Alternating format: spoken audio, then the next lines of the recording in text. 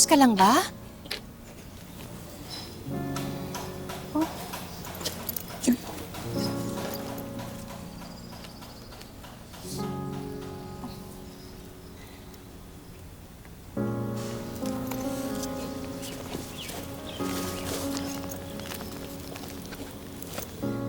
Lagyan ko ng alkohol, ha?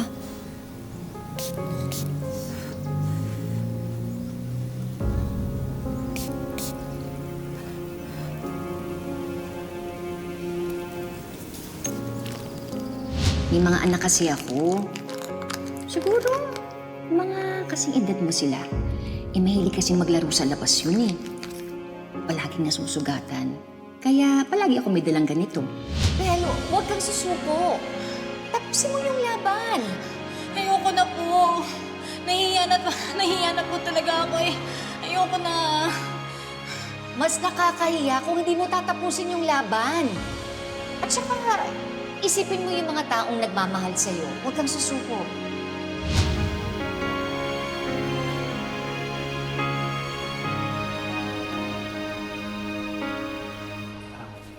Sir Chris? Sir Chris, okay lang po ba kayo? Sasya ka na, Tyrone, ha? Parang marami na ata ako nasasabi sa'yo na wala namang kinalaman sa negosyo natin. Okay lang po yun, Sir Chris. Sa kung kailangan nyo ng kausap, nandito lang po ako. Swerte talaga nanay mo sa'yo, no? Dahil napakabuti mong bata. Salamat po. Mahal na mahal ko po yung nanay ko. Balang araw, makikilala niyo rin siya.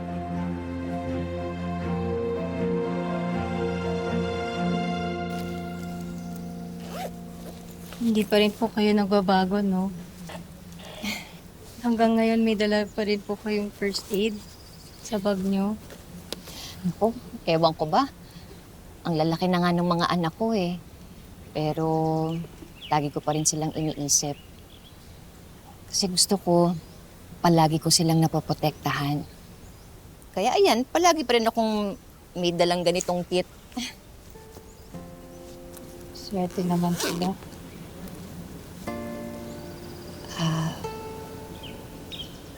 Pasensya na, Bel, kung may itatanong ako sa'yo, ha. Okay ka lang ba? May tinaramdam ka ba? May nangyari po kasi. Bakit ano nangyari? May nag-expose sa school tungkol sa pagkatao ko. Ano tungkol sa pagkatao mo? Na-adopted po ako.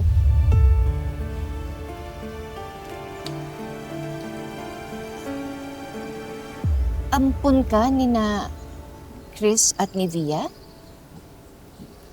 Hindi ka nila anak? Ano na yung Belle na yun? Oh, nasan na siya? Everybody hates her. Especially yung mga BFFs niya. Tama ka doon. Ikaw kasi, napaka-brilliant ng plan mo. Pinagmukha mo siyang manloloko. Right. You really have a good idea. You know what? That's what you get from stealing Wesley. Tali, ano? Masaya ka na? Nakapanakit ka ng iba? Wesley, Walang kasalanan dito si Belle. He doesn't deserve this. Kung meron dapat ng pahiya, ikaw yun. Kasi napakasama ng ugali mo. Kaya huwag ka na magtaka kung bakit ayaw na kitang balikan.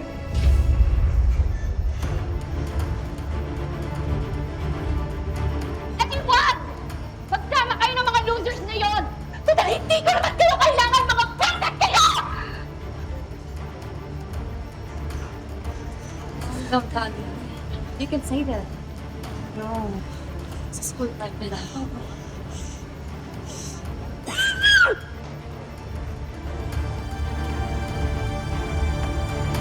Bata pa lang ako, alam ko nang ampon ako. Hindi pala nagkaanak sina Chris at si Via.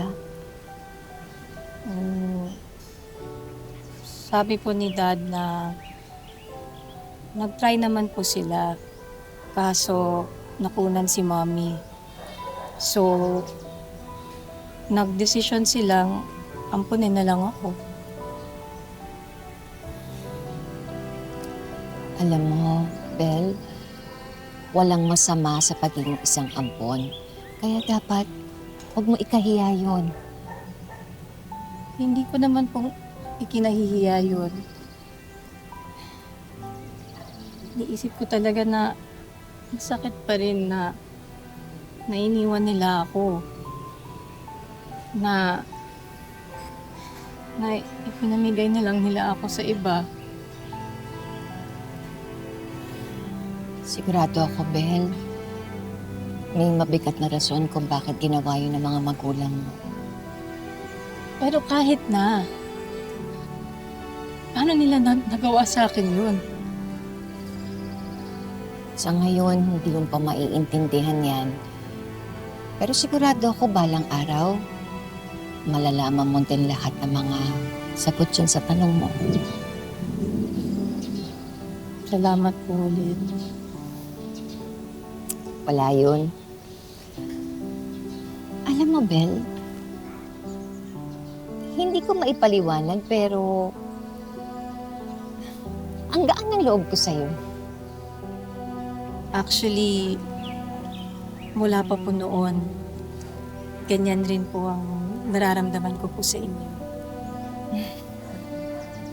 Sana nakilala ko ang tunay kong mga magulang at sana mabait rin po sila kagaya niyo.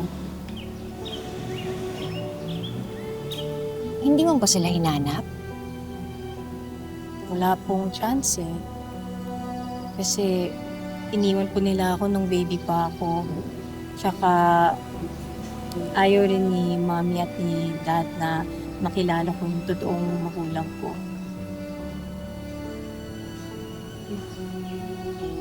Nasaan na kaya yung nanay at tatay ko?